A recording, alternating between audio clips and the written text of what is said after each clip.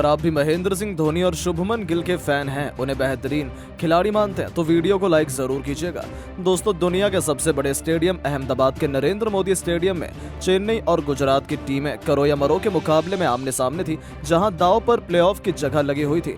ऐसे में इस यादगार मुकाबले की शुरुआत से पहले जब टॉस के लिए सिक्का उछाला गया, तब किस्मत चमकी चेन्नई के कप्तान ऋतुराज गायकवाड़ की, और उन्होंने फिर अपने पैरों पर ही कुल्हाड़ी मारते हुए गुजरात को पहली बल्लेबाजी करने का न्यौता दिया। लेकिन ये उन्हें इतना भारी पड़ने वाला है, इसका अंदाजा तो शायद उस समय नहीं था, क्योंकि बैटिंग करने उतरे गुजरात के दो बल्लेबाजों ने तो फिर अपने बल्ले से वो करिश्मा कर दिखाया जो आईपीएल इतिहास में आज तक नहीं देखा गया था। जी हां, इस मुकाबले में अपनी टीम को धाकड़ शुरुआत दिलाने के लिए गुजरात की तरफ से साई सुदर्शन के साथ शुभमन गिल की खतरनाक जोड़ी मैदान में उतरी थी। जल्द से जल्द चेन्नई की क्रिकेट टीम विकेट हासिल करना चाहती थी, लेकिन गिल तो शायद सिर पर कफन बांधकर मैदान में आए थे। आते ही पहले ही ओवर में मिचेल सेंटनर के खिलाफ खतरनाक चौके से अपना खाता खोलने वाले गिल ने फिर पीछे मुड़कर नहीं देखा।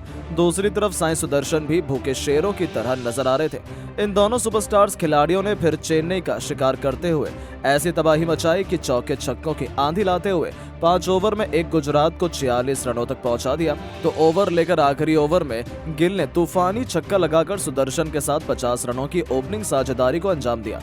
अभी से चेन्नई फैंस मायूस नजर आ रहे थे, क्योंकि ये दोनों बेरहमी से चेन्नई के गेंदबाजों की कुटाई कर रहे थे। लेकिन दोस्तों, ये तो केवल ट्रेलर मात्र था, असली पिक्चर तो अभी बाकी थी, और ये मूवी चेन्नई के गेंदबाजों की बर्बादी की दास्तां बयां करने वाली थी। जी हाँ, ये दोनों तो आज इतिहास लिखने के इरादे से आए थे। सामने कोई भी गेंदबाज आता, ये तो उससे बाउंड्री के बाहर ही डिपॉजिट कर रहे थे, चाहे मिचेल सेंटनर हो या फिर रविंद्र जडेजा या फिर डेरिल मिचेल, शार्दुल और तुषार देशपांडे ही क्यों ना हो, किसी पर भी इन दोनों ने रहम नहीं किया। 9वें ओवर में साई सुदर्शन ने गिल को भी पीछे छोड़ते हुए रविंद्र जडेजा को छक्के के लिए डिपॉजिट कर केवल 30 गेंद में अपना तूफानी अर्धशतक ठोका, तो उनसे कंधे से कंधा मिलाते हुए अगले ही ओवर में कप्तान शुभमन गिल ने चौका लगाकर न केवल अपनी टीम को 10 ओवर में 107 रनों तक पहुंचाया, तो 11वें ओवर में सिमरनजीत सिंह की पहली गेंद पर छक्का लगाकर कप्तान गिल ने भी अपना अर्धशतक केवल 25 गेंद में जड़कर महेंद्र सिंह धोनी की पलटन को खून के आंसू रुला दिए।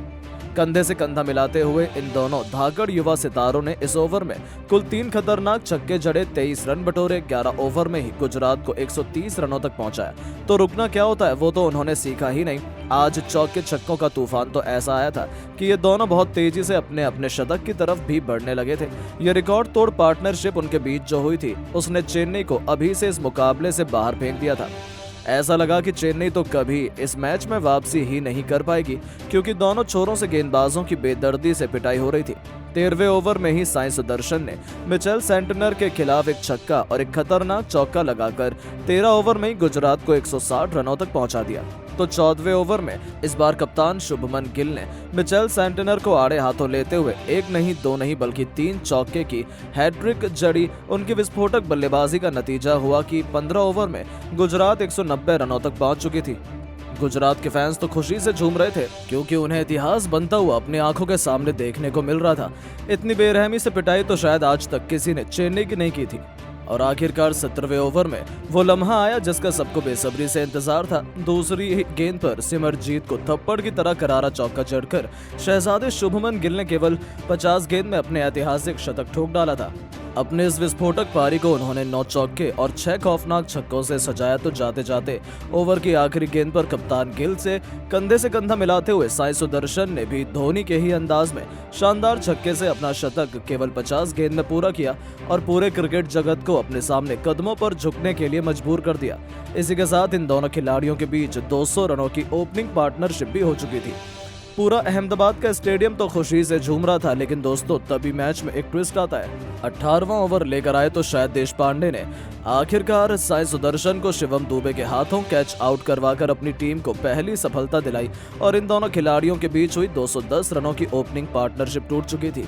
तब जाकर चेन्नई के फैंस ने थोड़ी राहत की सांस ली, लेकिन जाने से पहले साई सुदर्शन ने केवल 51 गेंद पर 5 चौके 7 खौफनाक छक्कों से सजी 103 रनों की बेमिसाल पारी खेली।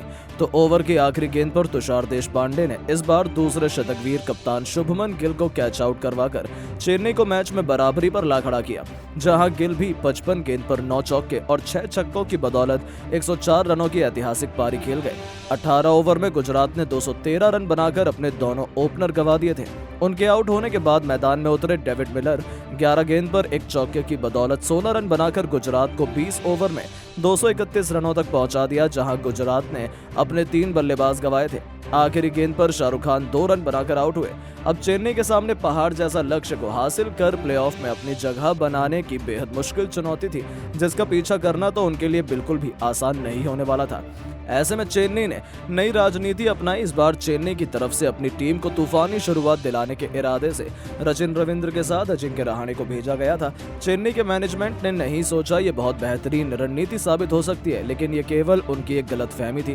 पहले ओवर की आखिरी ही गेंद पर सिंगल चुराने के चक्कर में सचिन रविंद्र केवल 1 रन बनाकर डेविड मिलर की डायरेक्ट थ्रो पर रन आउट हो जाते हैं, जहां पहले ओवर में स्कोर बोर्ड पर केवल 2 रन बने थे और उनका एक बल्लेबाज पवेलियन लौट गया।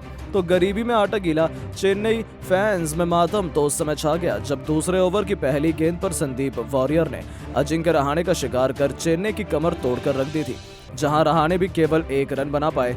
2 ओवर में 3 रन बनाकर चेन्नई ने अपने दोनों ओपनर को खो दिया। अभी से गुजरात ने जीत का जश्न मनाना शुरू कर दिया था। मैदान पर डेरी मिशेल के साथ कप्तान ऋतुराज गायकवाड़ आए थे, लेकिन आज दिन तो गुजरात का था, जहां गुजरात के गेंदबाजों ने आग उगलती हुई गेंदबाजी से ऐसा तहलका मचाया कि तीसरा ओवर लेकर आए उमेश यादव की गेंद पर बड़ा छक्का लगाने के प्रयास में कप्तान ऋतुराज भी राशिद खान के करिश्माई कैच का शिकार हुए और 10 रन ही जहां पर स्कोर बोर्ड पर लगे थे, तो वहीं उनके टॉप 3 बल्लेबाज पवेलियन लौट चुके थे।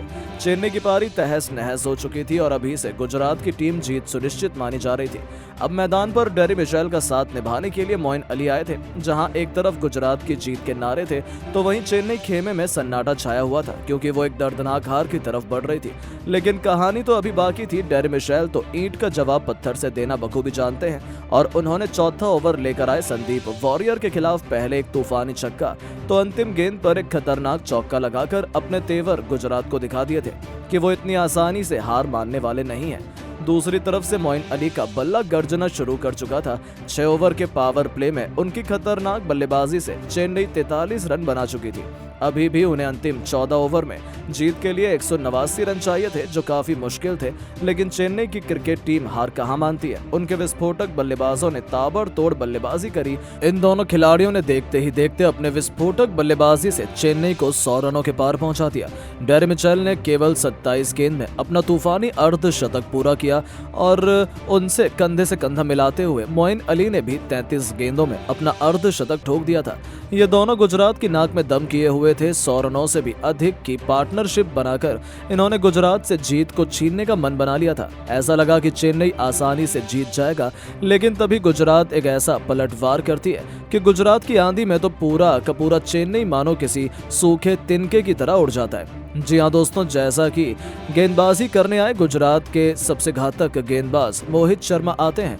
उन्होंने आते ही अपनी खतरनाक गेंदबाजी से पहले डेरी मिशेल का शिकार किया, जो 34 गेंद पर 7 चौके और 3 तूफानी छक्कों की बदौलत 63 रन बना गए। तो मोइन अली का भी शिकार कर मोहित शर्मा ने चेन्नई के दोनों सेट बल्लेबाजों को पवेलियन का रास्ता दिखाया और मुकाबले को गुजरात की तरफ झुका दिया, जहां मोइन अली 36 गेंद पर 4 चौके और 4 छक्कों की बदौलत 56 रन बनाकर लौट गए।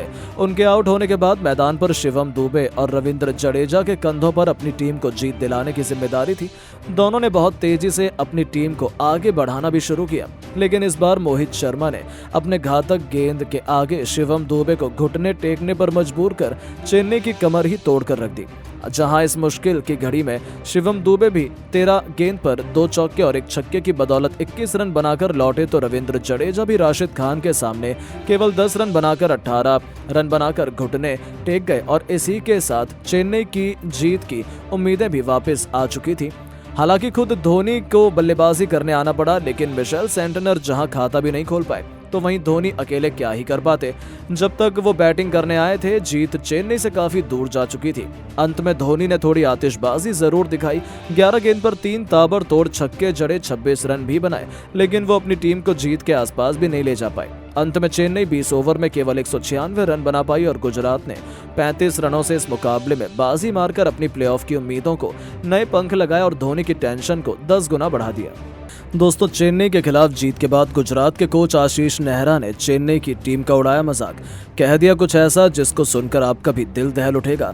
जी हां दोस्तों, गुजरात और चेन्नई के बीच खेले गए मैच में गुजरात की टीम को जीत मिली है, जिसके बाद गुजरात की टीम के हेड कोच आशीष नेहरा का बयान सामने आया है। इस बीच उन्होंने चेन्नई की टीम का मजाक उड़ाने के साथ बदला पूरा करने की खुशी में एक ऐसा बयान जारी कर दिया जिसको सुनकर आपका भी दिल दहल उठेगा।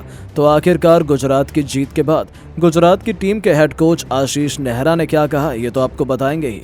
तो जानने के लिए वीडियो को पूरा एंड तक जरूर देखिएगा। लेकिन उससे पहले आपको क्या लगता है, शुभमन गिल, रोहित शर्मा और ऋतुराज गायकवाड़ में से कौन है खतरनाक सलामी बल्लेबाज? अपनी राय नीचे कमेंट बॉक्स में जरूर दें।